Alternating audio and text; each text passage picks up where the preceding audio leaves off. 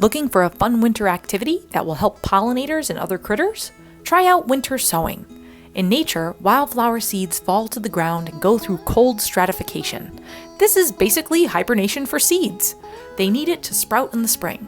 You can grow native plants for your garden with a few items around the house and the help of winter weather. You'll need potting soil, garden gloves, a marker, a box cutter or scissors, a nail, wildflower seeds, duct tape, water, and a milk jug. Let's start by poking some holes in the bottom of the milk jug using the nail.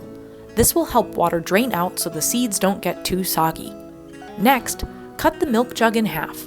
Make your cut below the handle so that the handle is still attached to the top half. This milk jug is a little thinner, so we're using scissors here. For thicker plastic bottles, you might need a box cutter. Kids, make sure you ask an adult for help with this step.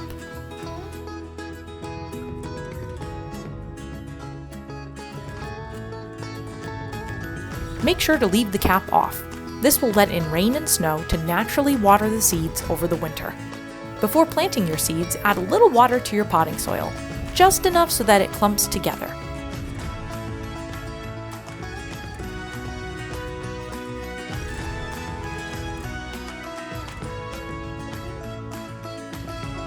Then, fill the bottom half of the milk jug with soil.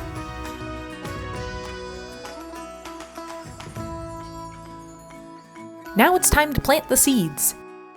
You don't need to bury them, just gently press them into the soil. Most wildflower seeds just drop right onto the ground in nature, so they know how to grow in shallow soil.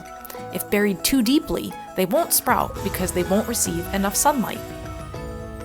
Label your mini greenhouse with a marker so you remember what you planted. We're planting some blazing star in this one. Duct tape the two milk jug halves back together and place your mini greenhouse outdoors in a spot with morning sun. Growing native plants in your home garden can make a huge difference for Rhode Island's wildlife. Happy gardening!